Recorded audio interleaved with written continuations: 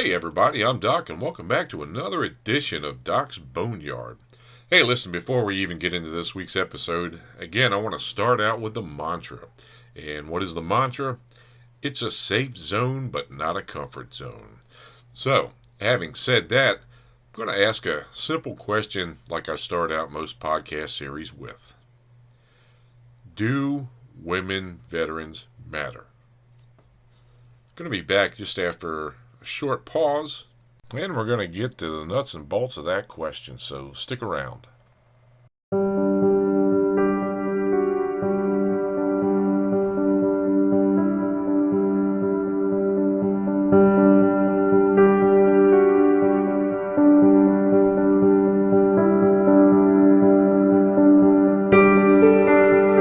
America's first responders and military are fighting on the front lines of the mental health battlefield.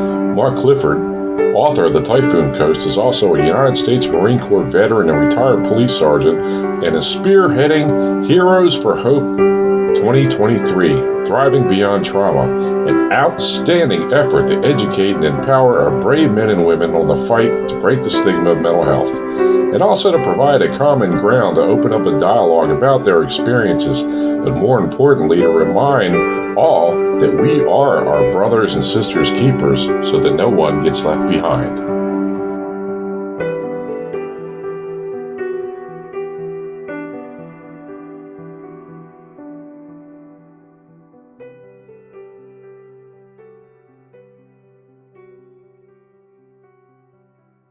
Okay, I'm back. Here's a quick FYI on the Hope for Heroes promo that you just heard. You can also follow Hope for Heroes on Facebook. That's right, Hope for Heroes on Facebook. And now, getting back to the question at hand. Do female veterans matter? You bet your ass they do. You know, the sad part of it is their service and their needs are often overlooked. And I'm actually embarrassed to say, but they're only 10% of the total fighting force of our nation's military. But that doesn't matter. And it should matter, because the simple fact is that women serve in just as many crucial mission essential areas as their male counterparts. And yet, for some reason, their service seems to fall through the cracks. And let me tell you, I've served with some badass women. My first wife was a badass trooper.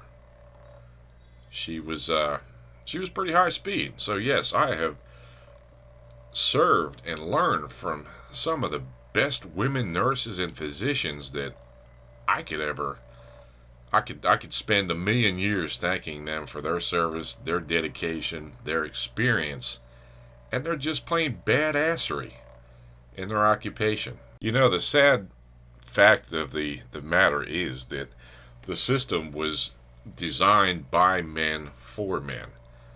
And apparently we have learned nothing from history. That women have been on the front line since the Civil War. Let that sink in.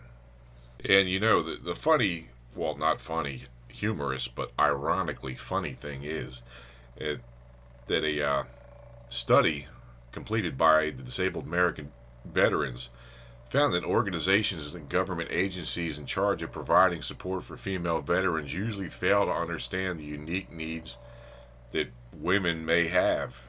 You know, it's bad enough that the VA system and the DoD still fall short of providing healthcare services to all veterans. And, you know, sadly, again, there are few, if any, gender-specific care guidelines and services that are necessary for women, like breast and cervical cancer screenings. And quite honestly, the system is broken and needs to be fixed if any changes to take place. And let's look at a sobering statistic. Since 2002, the VA has seen an 80% increase in female veterans seeking treatment and assistance. You know, VA facilities and military medical care providers can't even provide basic medical services for women, like prenatal care or even gynecological care. And some facilities even have to outsource mammograms for women in the military. I'm sorry, that is unfucking acceptable. Women's service is just as important as male service, and there shouldn't be a gender distinction between the two.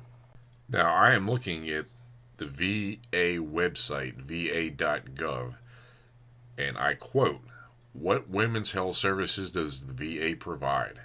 We provide the following primary services, including general services like disease prevention and nutrition counseling, reproductive health services like birth control, preconception counseling, and menopausal support, which is hormone replacement therapy, screenings for cervical cancer, pap smears, breast cancer screenings, i.e., mammograms, mental health services for depression, post traumatic stress disorder, substance abuse problems."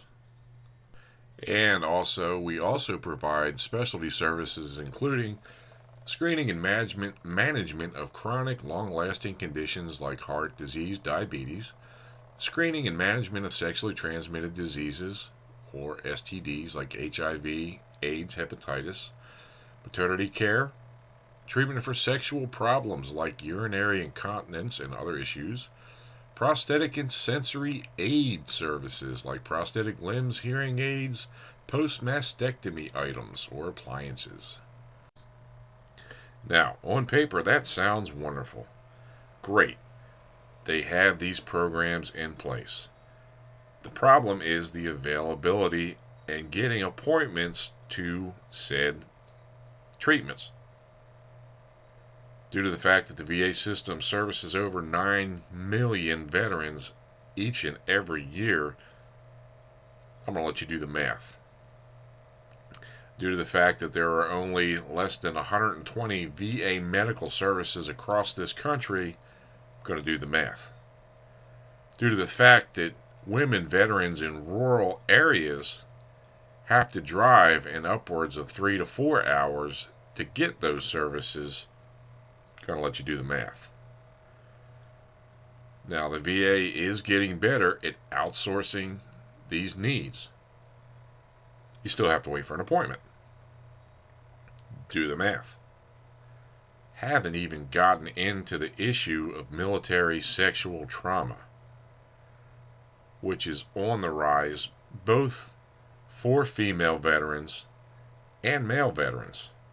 Now, further on down the page of VA services, it says telephone care.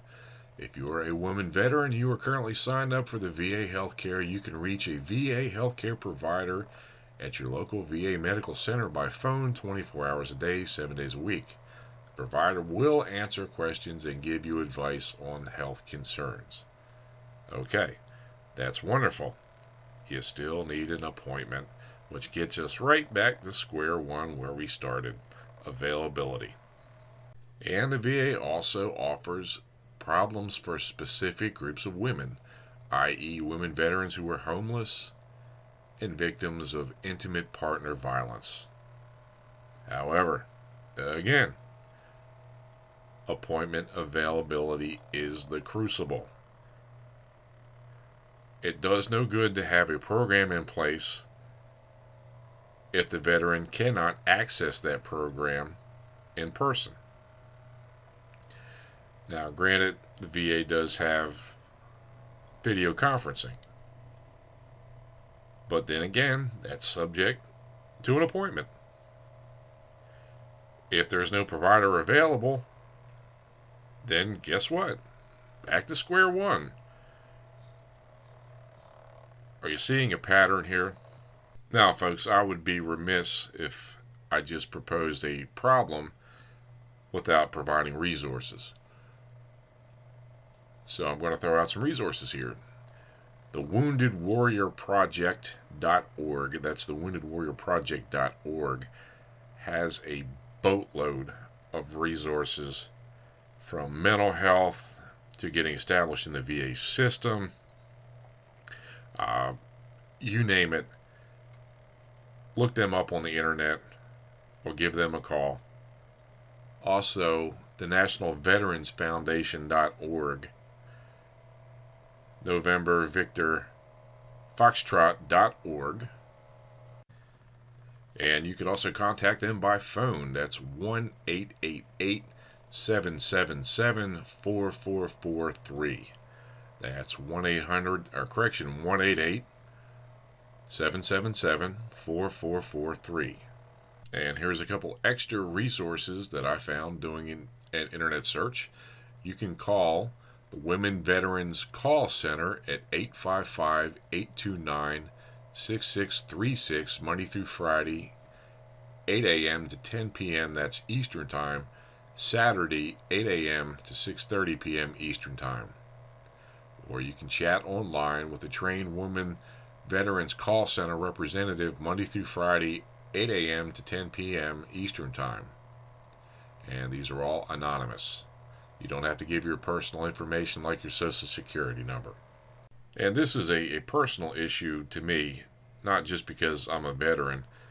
I have a vest with all my military stuff on it, and I also have a patch specifically dedicated to female veterans and their service.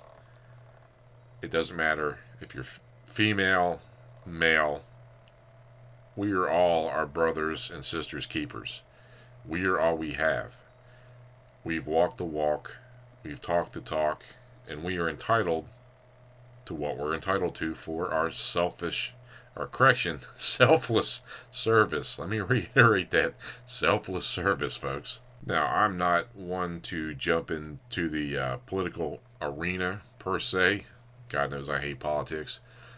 But there was a bill introduced into Congress on April 14th, 2022, and it's basically Improving Specialty Care for Women Veterans Act. That's the actual name of it.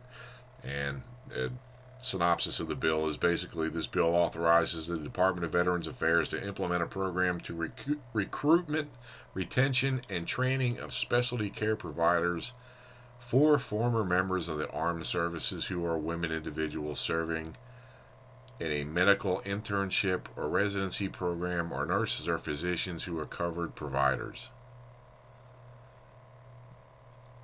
So that's basically a cry for help to, quite frankly, get the help that the VA needs to deal with women's issues from military or correction through female providers. And for you political junkies out there, that was HR 7508. That was the actual legislative number, so to speak, for the House of Representatives. Granted, it's a little too late. The problem is already there. It's turning the ship around and getting our female vets the help that they need. And it doesn't matter the percentage of female vets. If one female veteran gets left behind, then the total system has failed. Now, a little bit ago, I read verbatim what was on the VA.gov website for the treatment of female veterans' issues. And it mentioned prosthetics for disabled veterans. Well, the problem with that is prosthetics used for women tend to fit improperly because of the physical differences between the genders. Women are not built the same as men. Things don't fit the same as men. And of course, in having an ill-fitting prosthetic device, it obviously creates hardships. Emotional distress as problems evolve with confidence and self-esteem. I mean, come on now. And another sad but true aspect of this is that it's hard for women to get customized prosthetic devices within the VA system without having to go to a private provider. The VA has adopted the one shoe fits all mentality. And obviously, one shoe doesn't fit all. So what's a female veteran to do who needs a customized prosthetic? They pay for it out of pocket. They look for grants. what have you. They look for outside resources. And, that's unacceptable. And as if basic and specialized health care wasn't enough, I'm going to throw a couple of more obstacles in the pan, so to speak. Unemployment and homelessness are obstacles for women who have served. Since 9/11, female veterans who have served in the U.S. military tend to have a higher rate of unemployment than male veterans. Can you believe that? Let that sink in, folks. Even higher, the women who have not served in military. In some cases, mental or physical problems related to their service prevent women from finding employment or holding a steady, full-time job. That is unconscionable. It's unconscionable for any veteran, for that matter. And obviously, as a result of not finding stable, full-time employment, homelessness is next. Homelessness is another area where women veterans struggle more than males. And since 2006, the number of women veterans who are homeless has more than doubled. Most often, these are single parents with children who are impacted by the lack of available services for females. Women also tend to have a higher rate of unemployment than men who have the same issues. Our veterans deserve better when they come home, let's face it, folks. They deserve the same treatment opportunities and care that's gender specific. And trying to tailor medical and mental health treatments designed for men and women are not an option. Women have specific needs. Women are different creatures, folks. They're not built the same as men. They don't think the same as men. They don't feel the same as men. And they don't process information the same way that we do. So the one-shoe-fits-all approach is obviously proven it does not work. And quite frankly, folks, if you look at the current political climate in this world, we have assumed a responsibility, depending on our senior leadership in Washington. The military is the tip of the political spear. The military does not create policy. We're just a tool used to enforce those policies enacted by our government. And I'm going to throw out some numbers here to chew on and digest. If women make up 10% of our nation's military and our veterans, that equals about 2 million who have served. Let that sink in. That means there are 2 million opportunities to slip and fall through the cracks. 2 million opportunities for those individuals to not get the services that they require. Now, the figure I quoted, the 2 million, those are living veterans. Those are veterans from all conflicts that are still living, both present and past. With each military engagement we find ourselves in, or will find ourselves in the future, the number is only going to increase. The problem is not going to go away. The only way the problem is going to go away is enough people out there say, hey, look, this needs to get fixed now. And quite frankly, the only way to fix the problem is not just to put money into it. Obviously, programs cost money.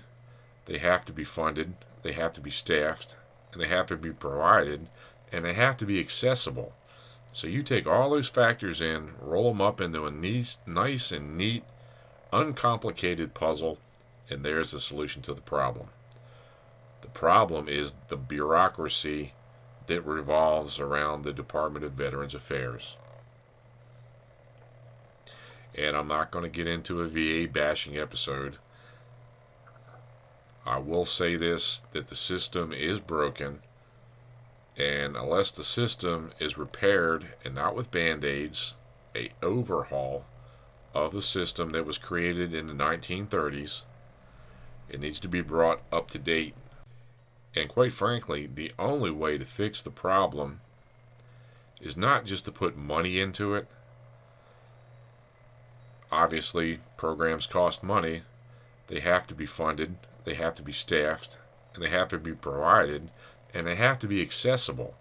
So you take all those factors in, roll them up into a nice and neat, uncomplicated puzzle, and there's the solution to the problem.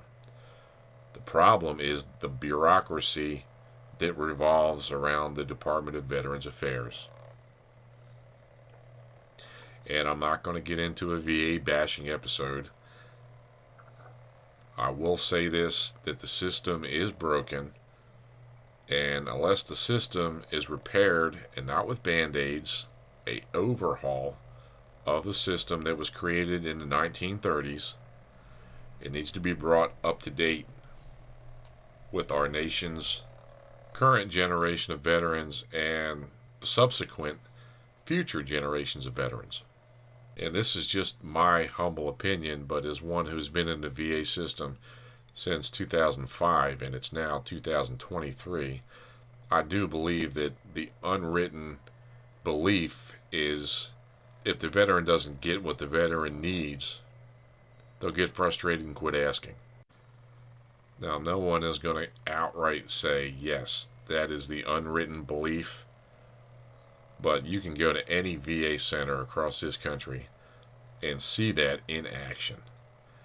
You could tell that when you make a phone call and they don't get back to you, when they don't respond to your emails. That's pretty much saying just that. And I'm not going to lie, it sucks, but we have to be our own advocates because, let's face it, no one else will.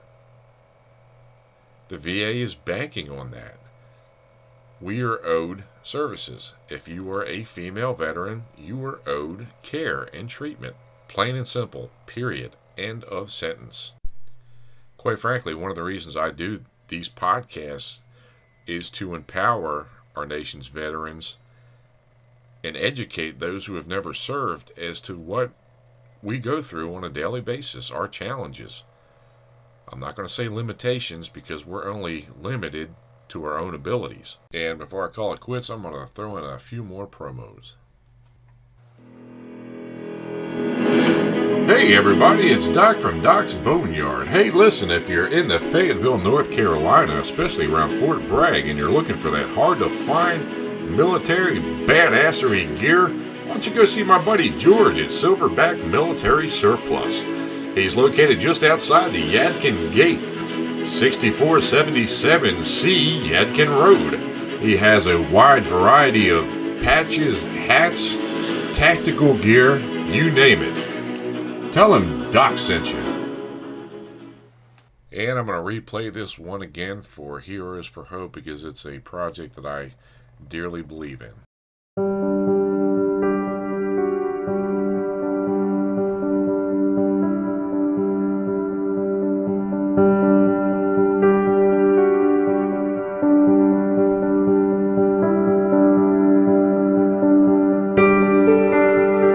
America's first responders and military are fighting on the front lines of the mental health battlefield.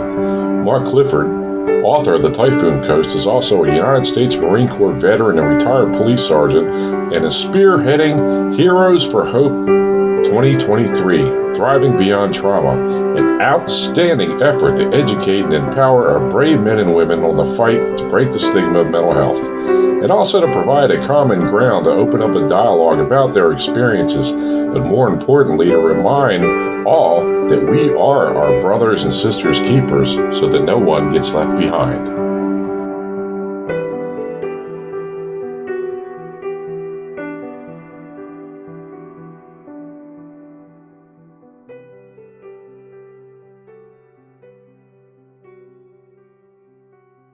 As always, with every podcast, I thank you for taking time out of your busy schedule to tune in and listen to me ramble incessantly.